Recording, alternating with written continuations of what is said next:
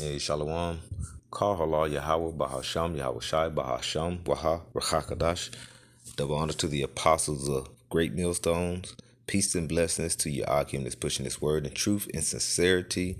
To the Akwaf out there listening as well. Hey, Shalom. This is a Mafia from the GMS Dallas camp. I wanted to go into a quick lesson. Lord willing, this will be edifying. I wanted to go into Jacob and Esau. Jacob and Esau were the two twins that were born, all right, whose father was Isaac. Okay, you know how they say Abraham is the father of us all, but you know, Esau don't want to push out, letting you know that which Esau is basically through the bloodline of the Esau we're about to read about, the actual man Esau. And he has a bloodline as well, which is the bloodline of the wicked, which we had three classes of men: the sons of God, sons of man, and you have sons of the wicked. And this is the bloodline that goes the Edomites. All right, But I wanted to show and establish that Jacob and Esau in the bloodline. All right, you have the two blessings. Lord willing, this to be edifying. All right, so I wanted to start off at Genesis 25 and verse 20. Okay, it says, "And Isaac was 40 years old when he took Rebekah his wife, the daughter of Bethuel and the Syrian of Pandanaram, the sister of Laban the Syrian. And Isaac entreated her, and Isaac entreated the Most High, which is Yahweh, for his wife, okay, because she was barren, so she couldn't have children. So when you go into entreated mean he made supplication to the Most High. Okay, he prayed. You can go into that. It says, and the Most High, which is his name is Yahweh in Hebrew, was entreated of him, and Rebekah, his wife, conceived. And one of the things he was entreated because he had Isaac was given the blessing, all right, to have make it. The Lord Most High made a covenant with him, okay, and a covenant is the agreement, okay. Like people say a pact, for one, saying that his bloodline will be fruitful and multiply, and also receive the kingdom of heaven, which goes into it when you get into chapter 27. All right, and here you go here. And Rebecca, his wife, conceived. So that what happened? She was impregnated. She's now with child. All right. Verse 22. And the children struggled together within her. And she said, if it be so, why am I thus? And she went to inquire of Yahweh, of Yahweh. Okay, so the two children are fighting. They're fighting amongst each other. And one thing you go into struggle goes into you're wrestling against something, and also you're trying to oppress something. You're trying to be on top of something. Matter of fact, let's get it. This is quickly here. Ratazas, if I'm pronouncing it correctly. It says to crush, to oppress. Okay, and who's been being crushed here in this world? The low of the low. You Israelites, you so-called Black, Latinos, and Native Americans, which are the true nation of Israel. Okay, and who is your adversary? The one that's actually on top. Okay, and that who is that? That is Esau Edom, which is the so-called white man. We're reading about the lineage of the so-called white man and the so-called Black, Latinos, and Native Americans today. Okay, and you could say, what about the other lineage of the so-called white man? Hey, Esau got Amalek and on down the line, which I'll show you. We'll get into that. But they got something here too. You guys think America? Who runs America? Edomites. Who runs Russia? Edomites. Who runs Europe? Edomites. Who runs Mexico? Hey, mostly the ones that's the officials and the higher up that runs Mexico are Spaniards, you know, Edomites. But let's just keep going here. Like I say, to grievously oppress. All right. So that's what it's going into. So they was battling one another. Okay. All right. So let's go to verse 23. It says, "And the Most High said unto her, two nations are in thy womb, and two manner of people shall separate from thy bowels, and one shall be stronger than the other, and the elder shall serve the younger." All right, so like I said, the elder shall serve the younger. And when you keep going into, go back into verse 23, it says two nations. And who is that? The nation of Edom and the nation of Israel. All right. Oh, so like I'm going up and it said two nations. That's, if I'm pronouncing it correctly, Gawa. Let me see if it says it right on here. 71. Goy. Goy. It's not an O sound. In the Hebrew, it's ah and I. Just a side note there, but it says a nation, people, usually of non-Hebrew, of descendants of Abraham, of Israel, you know, but it's a nation, okay? Nation meaning a group of people. In this, like I say, in this particular case, a nation whose are brethren or who are have a bloodline with one another, okay? So two nations are fighting, okay? These two men, well, these two babies are gonna have two nations that's gonna have, they're gonna be a vocal point throughout the world, and especially in these times now. Okay.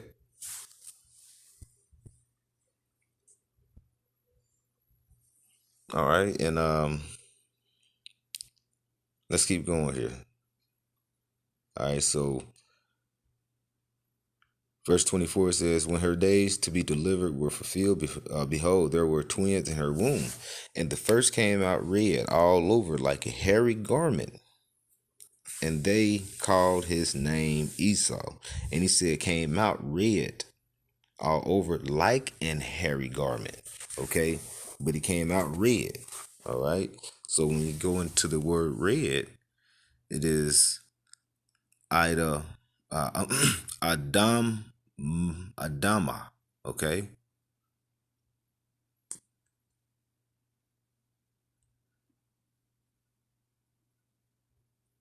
And you can don't, and if you go into that, what do it mean? All right. Mean red. Okay. It means red. And ruddy, you can go into that later because that could mean different things as red as well. Ruddy, okay. You can go into like if I'm not mistaken, a young boy. You know, that's why when you get further to the understanding and going into King David, they'll try to say, okay, all you see he's ruddy too, but no, they can go into being a young person. But in this particular case, it's going to red, okay, like a hairy garment. All right, and he says, and they called his name Esau, right? And 26 it says, and after that came out his brother. His name took hold. After that, came his brother out, and his hand took hold of Esau's heel, and his name was called Jacob. And Isaac was 80 years old when she bare them. Now, when you go into, like you said, it said it took hold of his heel, and his name was called Jacob. You see, they didn't go into how Jacob looked. Why is that? Reason being is Esau came out different. He came out with no pigmentation. Like you said, you could see his skin was you could see forth through his skin, all right? Translucent. Okay. And Jacob came out looking like his parents. That's the best way to put it. Okay, he had basically the mark of Cain. So this is Cain reincarnated. So if you keep going on here, Like I say, and the boys grew, and Esau was a cunning hunter and a man in the field, and Jacob was a plain man and a dwelling in the tents. That sound like Jake today, like to chill in the crib. You know what I'm saying? What we doing? Chilling. Esau, we want to do, man. We're finna go out here and shoot some things up. We may not eat it, but we're gonna kill it. That's the mentality of the so-called white man, right? But if I wanted to go back up here, where, like I said, the brothers came out and took hold of Esau's heel. Now, this is one when I mentioned how it said we're gonna go this today in these latter times. It's all about Jacob and Esau. When we go into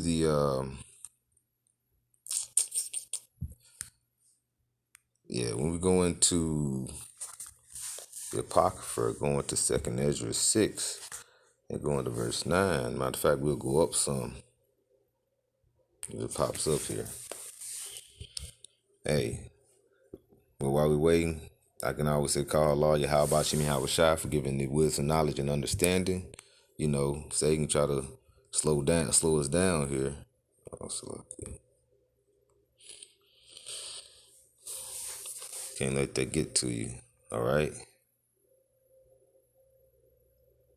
When you going through this scripture, through this Second Ezra 6, it's gonna tell you during the time of Jacob is, basically, I mean, not Slocky. Ezra's, the Lord is saying, letting him know through the time when he made anything, everything was created by him, okay? And also the end would be manifested by the Most High, all right? Then Yahweh Shai, he said not even he know what day and time will, the actual end would be. Only the Father knows. So that's where you basically letting Esdras know, and Esdras is gonna say, hey, when will this be? Basically, what will be a sign? So here it goes right here, and this is gonna also go back to where it says how Jacob had the heel of Esau. Okay, when they came out in verse 26. All right, so here it goes. It's Second Ezra 6 and 7. It says, Then answered I and said, What shall be the parting asunder of thy times, and when shall be the end of the first and the beginning of it that followeth? And he answered to me, from Abraham to Isaac, verse 8, and he said unto me, From Abraham to Isaac and from Jacob and to Esau were born of him. Jacob held first the heel of Esau. All right, so he's letting you know this is from this time here, and it says, "For Esau is the end of the world, and Jacob is the beginning of it that followeth." And why is that? If you keep reading from 25, you're gonna Genesis 25. Esau is gonna basically sell his birthright to Jacob for some raw meat, raw pottage. That's why Esau likes the raw steaks now, medium rare, blood gushing out. You know what I'm saying? And Jake, that's why he likes to chill. And Jake like to chill at the house, just be, go out, just relax. You know what I'm saying? We got that smooth way about us. You know what I'm saying? So and I don't want to make this too long. I'll just continue with another part, but to the end of the world. So now, if you look at the look at the actual. I want to jump real quick here because it said two nations was gonna be fighting in the womb. I mean, so these two, Jacob and Esau, they had a nation, two nations, bloodline of people, right? So look at Jacob, his bloodline. He was married to Zilpah. He had Zilpah, Leah, Rachel, right? And you see out of Leah, he had what six children. Actually, I believe 7, because you had Dinah. Then you had Gad, Asher, okay. And then you had Benjamin, Joseph, okay, which Joseph is Ephraim and Manasseh. And then you had Naphtali, you had Dan, okay. And when you're over here, you have Esau. He had a bloodline as well. You had the chiefs of Edom. You had Amalek, okay. You had Teman, all right. Omar. You know, he had a lot of children. One thing about this though, you see, um, Isaac told Esau not to go and marry nobody women of the other nations.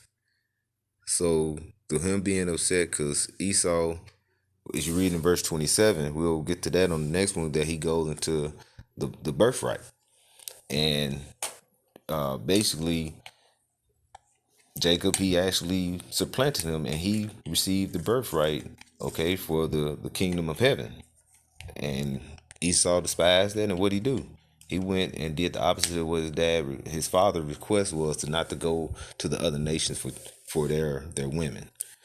All right, but like you say, it was two nations fighting in the womb, and one came out red. You know, skin. You can see forth through his skin, and the other came out. You know what I'm saying? And he had his heel. And that was the representation of what's going to happen here. What's going to come right after the Esau's kingdom today. It's going to be the nation of Israel, right? It's going to be the kingdom of heaven, all right? That's what it's going to be. And I was thinking about, let me close out with this, all right? This is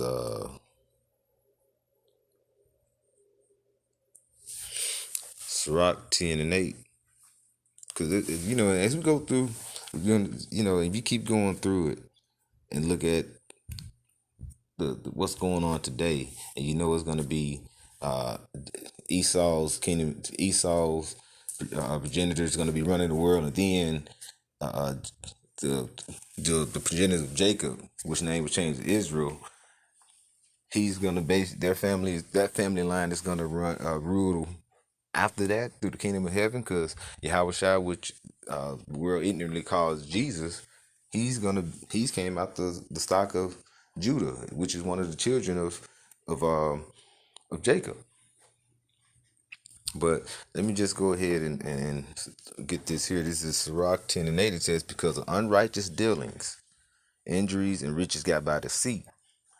And how did they get their riches? Coming over here, decimating the Indians, which is basically a nation of Israel, the Gadites, okay? And what happened? They brought you slaves over here, okay? We were slaves. We came over here, which is who? You so-called blacks. And like you said, they had the Latino Native Americans. They've been through captivity as well.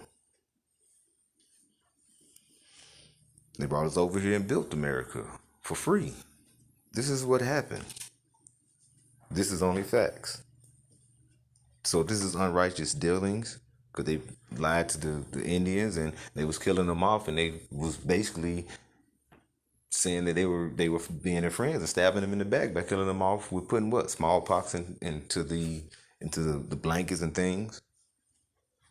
And they actually helped them from dying off when they got over there in the, like I said, in the south of the Americas, okay, around the Caribbeans. And it says, riches got by deceit. The kingdom is translated from one people to another. So that's what's going to happen, right? That's what's going to happen. So with that, Lord willing, this will edify. I'd like to give all praises to Yahweh, Bahasham, Yahweh Shai, Bahasham, Waha, Rachakadash, double honors to the apostles of Great Millstone. Peace and blessings to Yahakim that's pushing his word in truth and sincerity. Shalom.